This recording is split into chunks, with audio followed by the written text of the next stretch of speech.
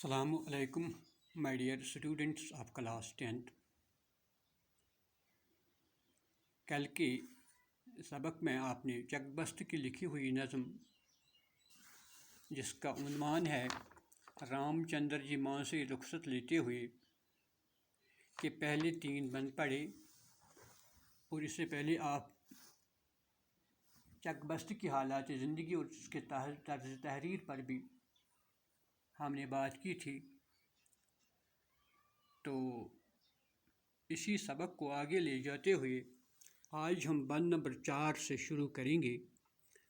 تو بند نمبر 4 جو ہے وہ ہے، کہتے تھے لوگ دیکھ کے ماں باپ کا ملال، ان بے کسوں کی جان کا بچنا ہے اب محال، ہے کبریا کی شان گزرتے ہی ماہ و سال، خود دل سے درد ہجر کا کٹتا گیا خیال، ہاں کچھ دنوں تو نوح ماتم ہوا کیا، آخر کو رو کے بیٹھ گئے اور کیا کیا۔ تو اس شعر میں جو الفاظ استعمال ہوئے ہیں وہ ہے ملال۔ ملال مینز دکھ، ناراض ہونا۔ دوسرا ورڈ ہے محال، جس کا معنی ہے ناممکن۔ کبریا کی شان، قدرت کی شان، خدا کی شان۔ ماہ مینز مہینہ۔ درد ہجر، درد ہجر مینز جدائی کا غم۔ نوح، گریہ زاری کرنا، ماتم کرنا۔ تو اس شعر کی جو تشریح ہے وہ ہے، رام چندر جی کے ماں باپ کی حالت زار دیکھ کر لوگ کہتے تھے کہ ان کا بچنا ناممکن ہے۔ اپنی بیٹی کی جدائی کو برداشت کرنا ان کے لیے مشکل ہے، لیکن خدا کی شانی عظمت کو دیکھیے کہ کچھ مہینے اور سال گزرنے کے ساتھ ہی ان کے دلوں سے جدائی کا غم دور ہو گیا۔ یہ بات ضرور ہے کہ بہت مدت تک انہوں نے گریہ زاری کی، ماتم بھی کیا، لیکن وقت گزرنے کے ساتھ ساتھ ان کا مداوا بھی ہوا اور صبر سے کام لیا، کیونکہ صبر کے بغیر اور کوئی چارہ ہی نہ تھا۔ صبر کے بغیر اور کوئی چارہ ہی ممکن نہ تھا۔ صبر ہی تمام دکھوں کا مداوا ہے۔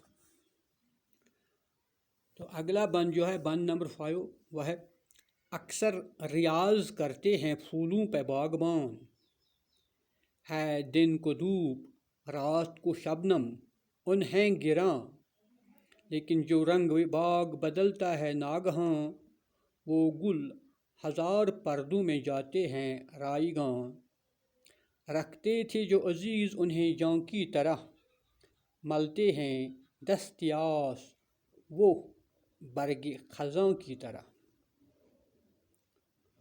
ریاض، ریاض مینز محنت، مشقت، کام کرنا۔ باغبان، مالی، گارڈنر، باغبانی کرنے والا۔ روشنی، دھوپ، دھوپ مینز روشنی یعنی سورج کی روشنی۔ گراں، ناگوار ہونا۔ گل مینز پھول، رائیگان ضائع ہونا۔ دست یاس، دست کے معنی جو ہے، دست فارسی ورڈ ہے، اس کے معنی ہے ہاتھ، یاس کے معنی ہے نا امیدی۔ اس طرح سے دست یاس کے معنی مایوسی یا نا امیدی کا ہاتھ۔ یہ فارسی الفاظ ہے، فارسی ورڈ ہے، مرکب ہے۔ برگ، برگ مینز پتا۔ برگ خزاں، خزاں کے پتے، جب پتے سرخ ہو جاتے ہیں اور پیڑ پودوں سے گر جاتے ہیں۔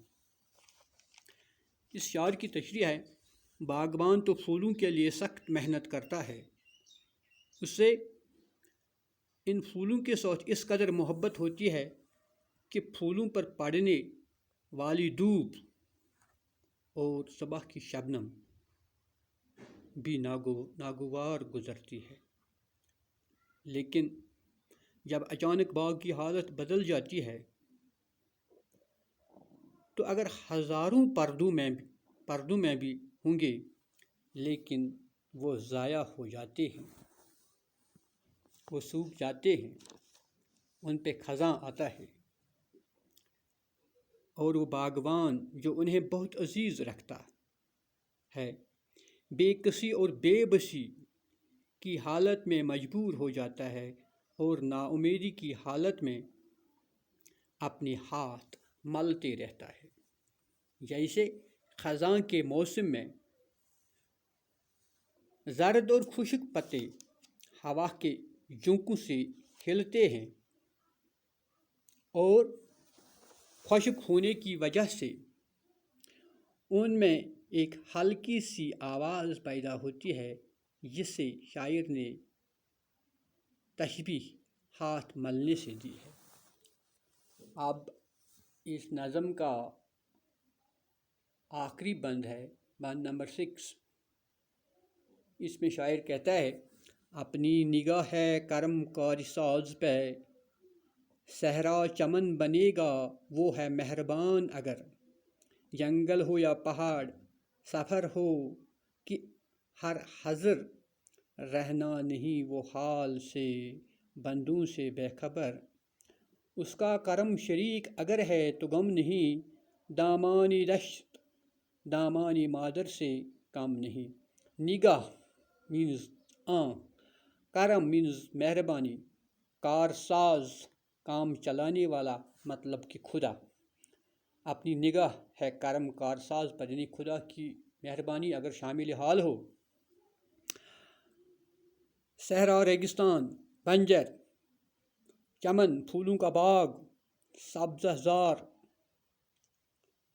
حضر ایک ہی جگہ قیام کرنا یعنی ایک ہی جگہ سکونت کرنا، اس کا جو متضاد لفظ ہے اس کا جو ضد ہے وہ ہے سفر، سفر کا جو اپوزٹ ورڈ ہے وہ ہے حضر۔ دامانی دشت، دامانی دشت جنگل کا دامن، جنگل کا دامن، دامنی مادر ماں کا دامن۔ تشریح اس شعر کی ہے، اس بند کی یہ ہے، ہماری نظر تو اسی خدائی کارساز پر ہے جو سب کے کام بنانے والا ہے، اگر وہ مہربان ہو، اگر وہ چاہے تو ریگستان بھی گلستان میں تبدیل ہوتا ہے۔ وہ اپنے بندوں کے حال سے ناواقف نہیں ہے، وہ ان کے ہر درد اور دکھ سے واقف ہوتا ہے، اور درد اور دکھوں کو دور کرنے والا صرف ایک اللہ ہے۔ اگر اس کا کرم، اس کی مہربانی ہم پر رہے تو ہمارے لیے جنگل کا دامن ماں کے دامن سے کم نہیں ہوگا اور ہم ضرور کامیاب و کامران ہوں گے۔ اس طرح سے برنج نارائن چکبست کی لکھی ہوئی یہ نظم، اس کے جو 6 بند ہیں مکمل ہوتے ہیں۔ آپ اپنی کتاب پر بھی دیکھیے، اس کے بعد اس کے آخر میں چند الفاظ اور ان کے معنی دیے گئے ہیں، ان الفاظ کو بھی پڑھیں اور ان کا معنی سمجھیں، انہیں سمجھنے کی کوشش کریں۔ لیتے ہیں اجازت، ملتے ہیں اگلے کلاس میں۔ اللہ حافظ۔